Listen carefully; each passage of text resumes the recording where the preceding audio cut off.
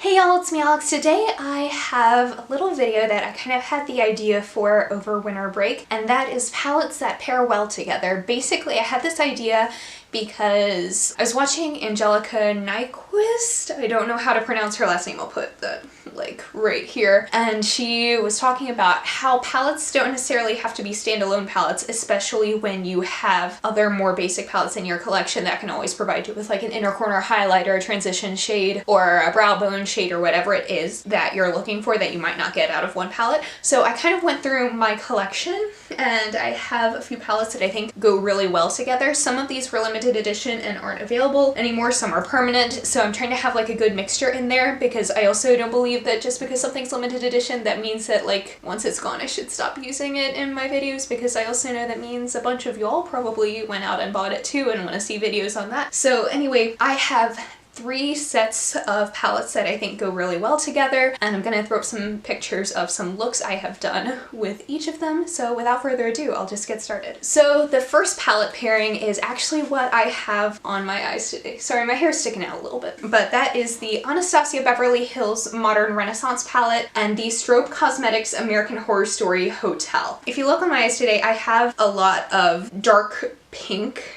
shades from this palette, as well as tempera, and then I have Checking In on my lid, and then the Countess on my inner corner, and I really love these together. So first of all, I think that this one has some more like contrasting shades. The green shade and I think the lighter pink shade, Royale, I think go very well with this palette, and I'm also really happy that they have Addiction Demon, which is a bright red here. Strobe Cosmetics does really nice metallic shadows. I have this one and I have their Freak Show palette as well. I think that one could also go with a Modern Renaissance. The tones of this one I think are warmer, so I think it goes better. When I was looking at the Modern Renaissance, which as you can tell I use it a lot, so obviously this has become one of my holy grail palettes, I would have liked to see like a shimmery pink shade, like a shimmery lighter pink shade, as opposed to going into like all of the golds and stuff. I would have liked to have seen that in there, so I think that's a void that the Hotel palette fills. And I would have also liked to see a shimmery red shade, because I like that the fact there's like red ochre and then a couple of like magenta shades in there, but I really would have liked to see a shimmery red, because usually when I like to do red eyeshadows, I like to have it a little bit more metallic. I think red ochre goes very well as like a crease shade, but I don't know how much I care for it on the lid. So I think these two go really well together. I'm not sure if the Hotel palette itself is available anymore, but I'm pretty certain it's all available as singles on the Strobe Cosmetics website. So I 10 out of 10 would recommend putting these together. The second palette pairing that I have and I love is actually something that I've been using for quite a while now, especially more recently, and that is the Kat Von D Shade and Light Eye palette and the Anastasia Beverly Hills Subculture palette. I know a lot of people don't like the Subculture palette, and I totally understand, because, you know, it's not necessarily a standalone palette,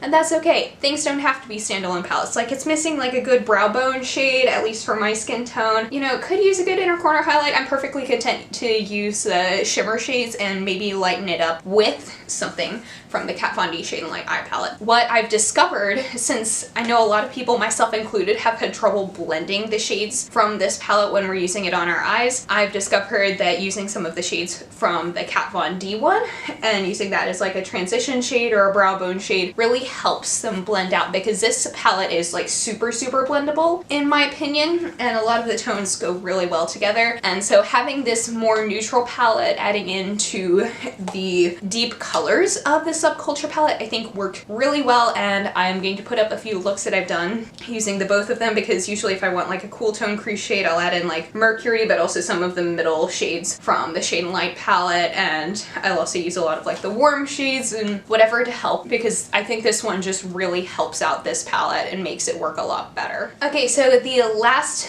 palette pairing was something that I mentioned in a review video I recently did, and that is the Kat Von D Pastel Goth palette and the Manic, Panic and Blackheart Beauty Amplified Eyeshadow palette. If you watch Monday's video where I did my hair dye, you will notice that I basically used a combination of these two palettes when I had my makeup on. And what I really like about these two palettes and why I think they go together is that the Kat Von D Pastel Goth palette has a lot of really amazing mattes in there. I really really like this one because, like, for me, I don't know how much I like pastel shades on myself, but I think this is something that can easily be made work, especially with shade Dagger, and using that to deepen up some of the shades. But in the Manic Panic palette, the shades that I struggled the most with were the matte shades, but a lot of the shimmer shades, especially when you use like a setting spray, I use a NYX Dewy Finish, or if you use like MAC Fix Plus or whatever it is that you like to use to wet shadows, I think the shimmers in this palette work really well. And if you look at a lot of the shades together, like Doom from the Pastel Goth palette and Atomic Turquoise from the Manic Panic, they almost correspond. So I think that's really cool. And even though the mattes aren't super pigmented in the Manic Panic palette, I think like Purple Haze, if you want to layer that over